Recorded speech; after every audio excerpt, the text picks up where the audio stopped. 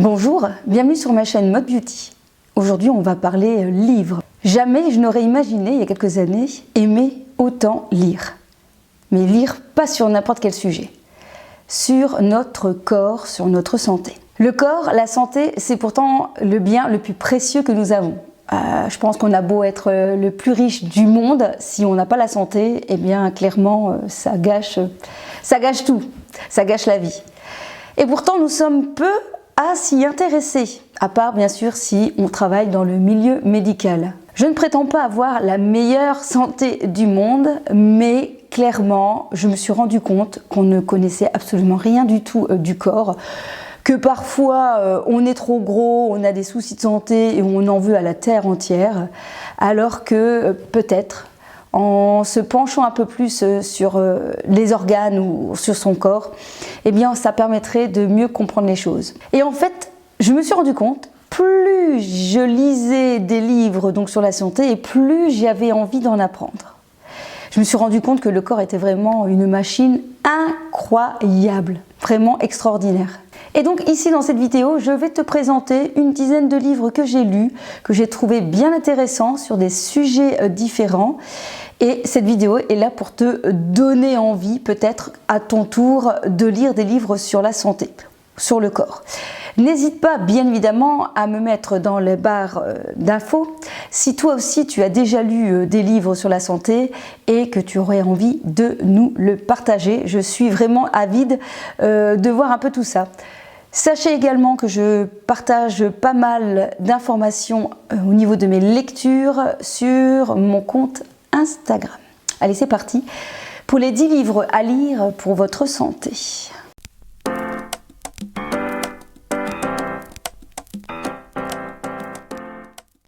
Le premier livre à vous présenter est celui-ci, Respirer de James Nestor, le pouvoir extraordinaire de la respiration. C'est un journaliste scientifique qui avait pas mal de soucis de santé, notamment au niveau respiratoire. Je pense qu'il faisait pas mal d'apnée du sommeil et il a décidé en fait de mener une enquête, de mener surtout des expériences pour améliorer sa respiration.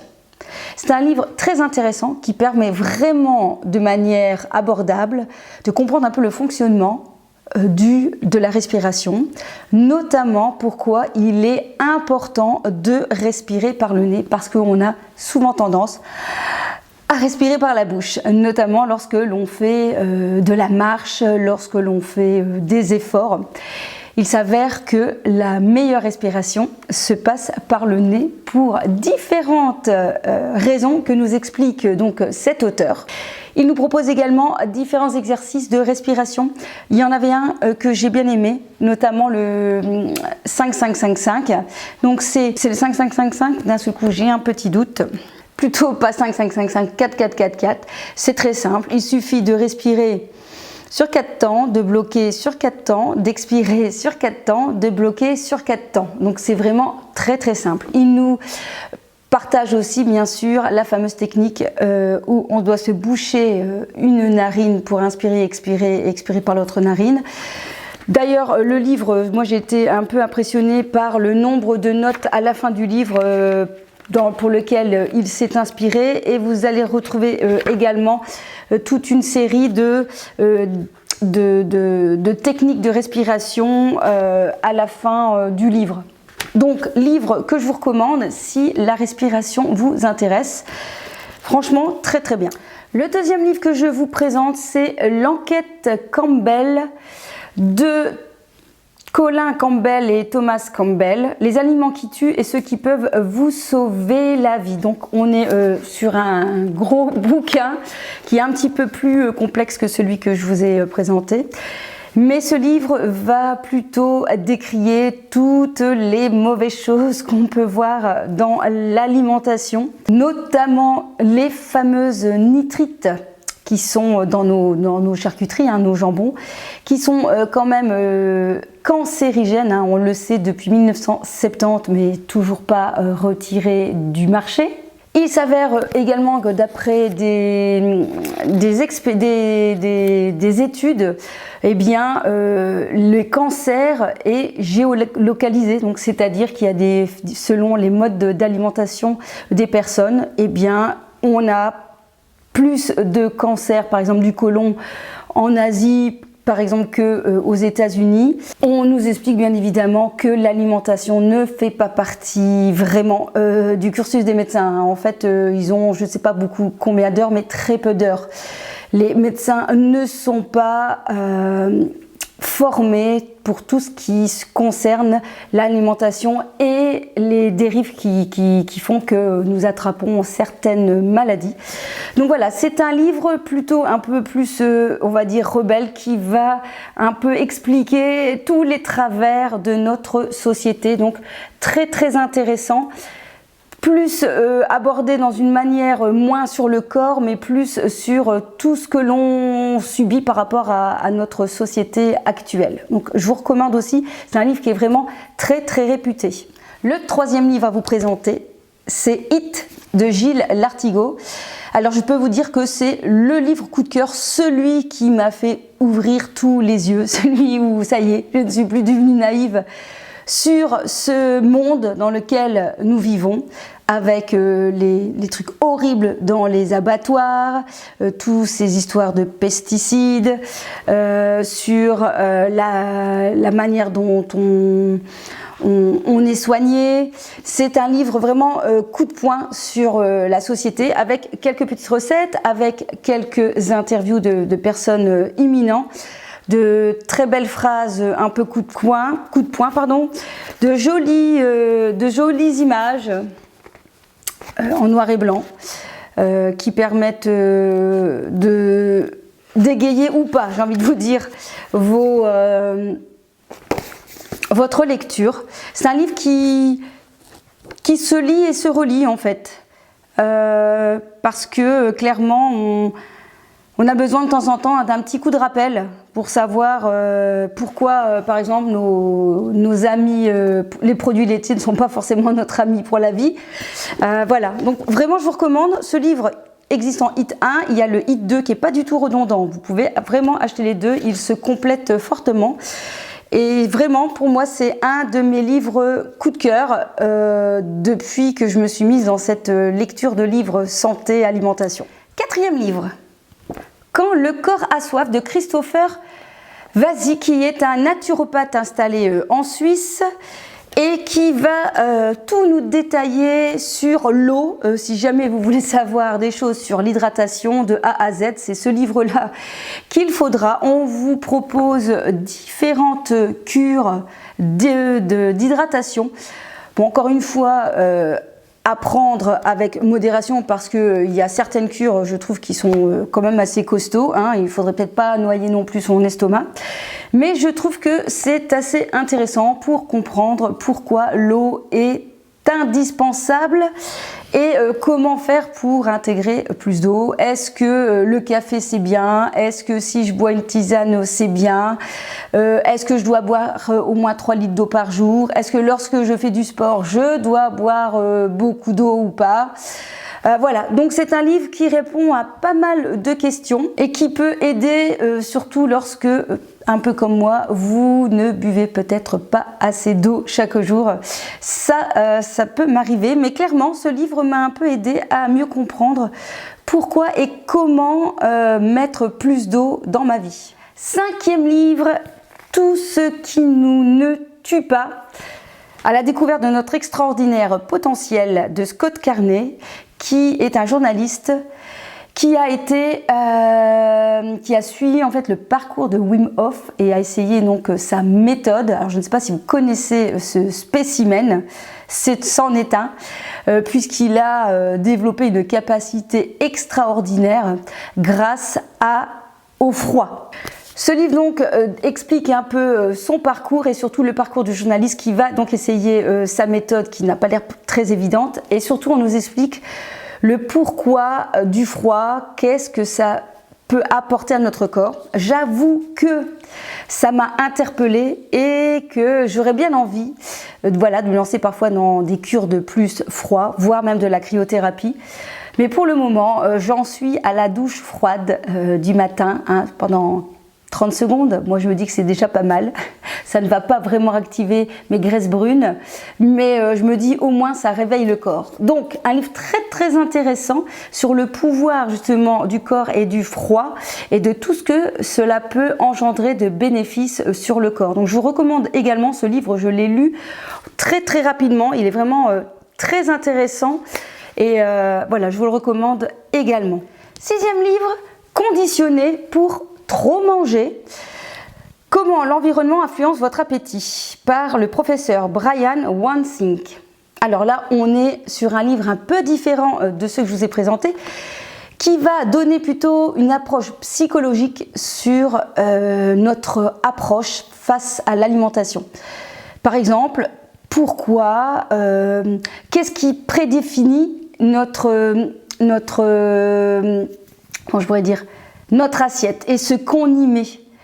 La quantité, on s'imagine par exemple qu'on va manger tout ça, mais est-ce qu'on en met de trop?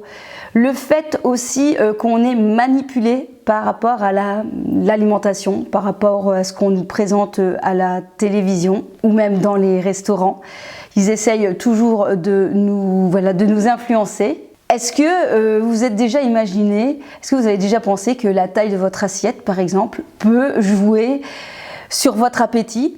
Est-ce que vous avez déjà imaginé manger plutôt dans une petite assiette? Peut-être que vous allez moins manger, peut-être que c'est une façon de faire attention à son alimentation. Bref, ce livre nous donne des pistes sur la façon dont nous mangeons et par rapport à nos croyances et nos habitudes, notamment quand on était petit à finir son assiette obligatoirement. Est-ce que finalement c'est un bien pour le corps? Est-ce que ce serait pas mieux de suivre la méthode japonaise qui dit qu'il faut manger à 80% de son assiette, 80% de sa satiété? Voilà, un livre qui fait un peu réfléchir, donc je vous recommande. Le mien, je l'ai acheté sur Vinted. D'ailleurs, je vous invite à trouver vos livres sur Vinted. C'est une façon d'économiser, puisque les livres quand même ça a un coût, et puis ça permet également de réemployer des livres que les gens n'ont pas envie de relire, ou bien tout simplement passer à la bibliothèque. 7e livre, Les pouvoirs cachés du foie, par le professeur Gabriel Perlemutter, qui est le chef du service d'hépato-gastro-entérologique et nutrition à l'hôpital Antoine Beclet à Clamart. Ce livre permet d'avoir une compréhension sur notre foie. Est-ce que vous saviez que c'était l'organe le plus gros de notre corps? Est-ce que vous saviez également qu'il n'y a pas de terminaison nerveuse, donc on ne peut pas avoir mal au foie? Saviez-vous aussi qu'il est incroyable ce foie pour tout ce qu'il fait? Il est un super organe parce qu'il en fait du boulot et en plus il se régénère, jusqu'à un certain moment, un moment ou un autre il ne se régénère plus. Bref, si jamais vous voulez en savoir un peu plus sur le foie, je vous conseille vraiment ce petit livre assez facile d'accès et qui permettra de mieux comprendre ce qui se passe à l'intérieur de vous. On passe au 8e livre et c'est Je crève la forme de Agi Jacobs, ou l'humble quête d'un homme visant à la perfection corporelle. Mais oui, qui ne rêve pas d'être le meilleur des meilleurs en santé, d'avoir un corps de rêve? Eh bien, c'est lui qui a voulu tester pendant 2 ans les meilleures méthodes pour chaque partie du corps pour être au meilleur de sa forme. Ce livre va pas vous apprendre beaucoup de choses concernant le corps, mais néanmoins je le trouve très motivant pour vous mettre en place également des meilleures routines ou une meilleure hygiène de vie. Je trouve que le ton du livre est très sympathique puisqu'il parle en sa personne. Il vous fait un bilan de chaque mois de sa perte de poids, de son nombre de squats ou de son nombre de fruits qu'il a mangé. Et puis il essaye de faire évoluer sa réflexion. Dans ce livre, il va donc vous parler du ventre, du cœur, des oreilles, du derrière, du système immunitaire, des organes génitaux, du système nerveux, du gros intestin, des poumons, de la peau, des dents, des pieds, bref, il va revisiter tout le corps, mais avec différentes méthodes qu'il a pu tester en fonction de sa recherche. Donc petit livre, gros livre qui se lit facilement, comme je vous dis, parce que le ton de l'auteur est très sympa. On est plutôt de manière pas spécialement scientifique, mais ça donne une petite motivation à mettre en place aussi des choses dans sa vie. Bon, je vais regarder à quoi moi? Mon nez, mes yeux, ma bouche. 9e livre, l'immunonutrition de Jean-Paul Curtet, qui a introduit la nutrithérapie en France. Alors lui, je l'adore. J'adore ses discours. C'est vraiment quelqu'un de hyper intéressant. Alors ce livre est un peu plus compliqué quand même d'accès, mais n'empêche, on arrive quand même à trouver pas mal de choses très intéressantes pour savoir pourquoi nous tombons malades. Oui, d'ailleurs, pourquoi nous tombons malades? Et surtout, bien évidemment, comment se protéger. Ce professeur vous donne plein de différentes solutions, comment augmenter ses oméga 3, comment apporter du magnésium, comment maintenir notre énergie. Dans ce livre, vous allez avoir des explications sur la peau, pourquoi il ne faudrait pas se laver tous les jours, puisque quand même la peau fait aussi déjà une belle barrière aux bactéries, pourquoi il faut éviter de prendre du zinc quand on est malade en voie respiratoire, notamment parce que en fait ça multiplie les globules blancs. Pourquoi le thé vert et notamment le thé de Yunnan est très intéressant à boire chaque jour. C'est un livre qui est à relire et à relire pour vraiment retenir les choses très importantes à mettre en place dans sa vie. Donc vraiment je le recommande.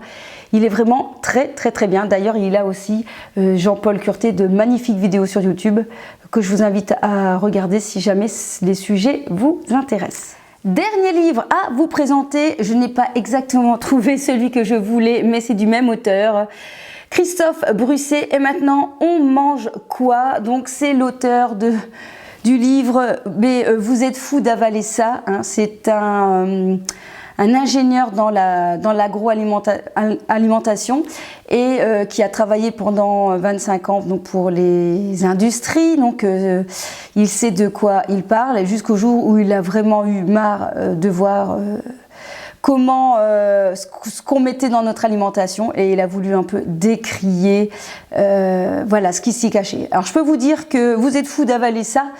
Ça m'a donné un petit coup de fouet pour me dire ah non, je n'ai plus envie d'être pigeon et je vais bien faire attention à certaines choses, notamment tout ce qui est moulu, parce que voilà, manger du poivre avec des crottes de rat, ça m'a pas trop donné envie.